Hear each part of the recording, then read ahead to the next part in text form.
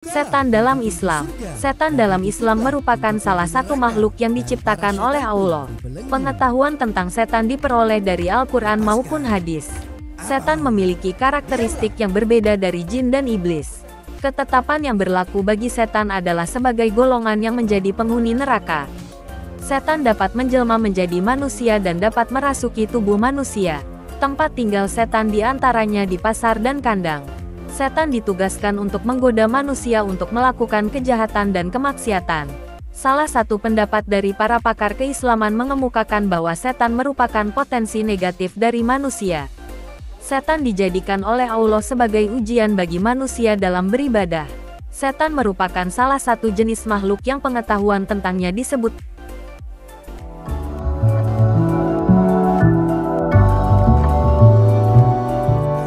di dalam Al-Quran. Karakteristik dari setan berbeda dengan jin dan iblis. Tidak semua jin merupakan iblis atau setan. Dalam sebuah periwayatan hadis dari Abdullah bin Abbas, disebutkan bahwa ada 4 golongan makhluk, yaitu malaikat, setan, jin dan manusia. Malaikat merupakan golongan makhluk yang semuanya akan memasuki surga. Setan adalah golongan makhluk yang semuanya akan memasuki neraka. Sedangkan manusia dan jin merupakan golongan makhluk yang akan memasuki surga dan neraka. Kemampuan menjelma menjadi manusia. Setan dari golongan jin dapat menjelma menjadi manusia berdasarkan keterangan surah Al-Anfal ayat 48. Ayat ini mengisahkan tentang penjelmaan setan sebagai Surakah bin Malik bin Jasyam. Setan yang menjelma ini kemudian mendatangi kaum kafir dari suku Quraisy. Saat itu, kaum kafir Quraisy sedang melangsungkan musyawarah sebelum pertempuran Badar. Dalam ayat ini, setan mengatakan kepada para peserta musyawarah bahwa mereka akan memenangkan pertempuran tersebut dengan dirinya sebagai pelindung.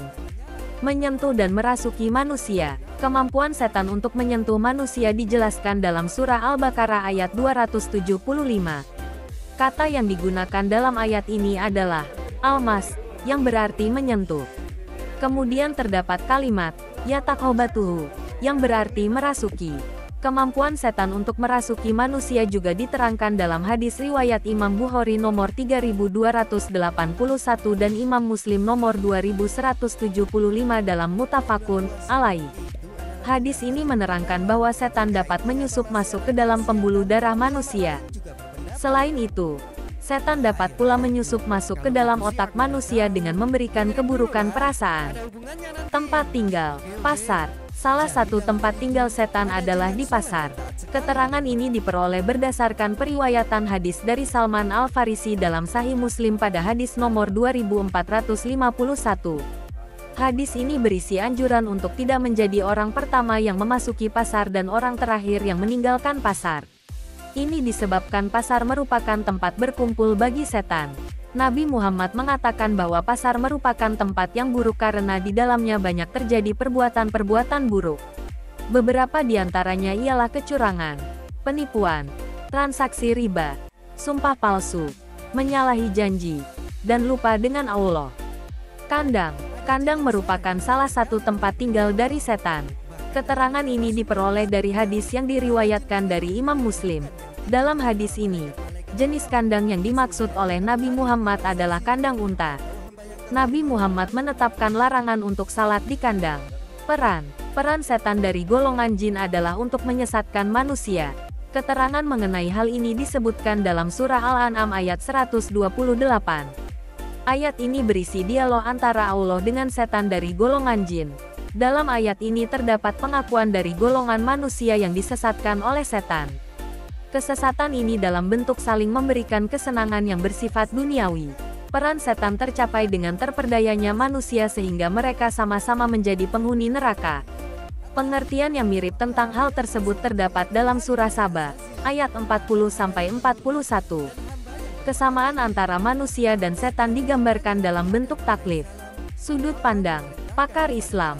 Salah satu pandangan dari pakar Islam mengenai setan adalah keberadaannya sebagai potensi negatif dari manusia.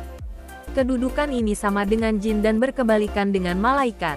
Pada pandangan ini, jin tidak memiliki wujud. Sementara itu, malaikat dipandang sebagai potensi positif dari manusia. Hikmah penciptaan. Setan diciptakan oleh Allah dengan tujuan sebagai penggoda manusia untuk bermaksiat. Hal ini dilakukan oleh Allah supaya manusia dapat melakukan ibadah yang disertai dengan rasa takut kepadanya. Rasa takut ini kemudian ditampilkan dalam bentuk ketaatan dan kepatuhan manusia dalam beribadah. Hikmah penciptaan setan sama dengan hikmah penciptaan kejahatan, kemaksiatan dan kemungkaran. Godaan setan bertujuan untuk menguji manusia dari segi kekuatan keimanan yang dimilikinya. Ujian ini diberikan oleh Allah kepada manusia dengan adanya sarana dan kemampuan untuk menghindari kejahatan. Manusia yang memiliki kesadaran dan memahami dakwah dalam kebenaran dan menjauhi kemungkaran, akan selamat dari tipu daya setan.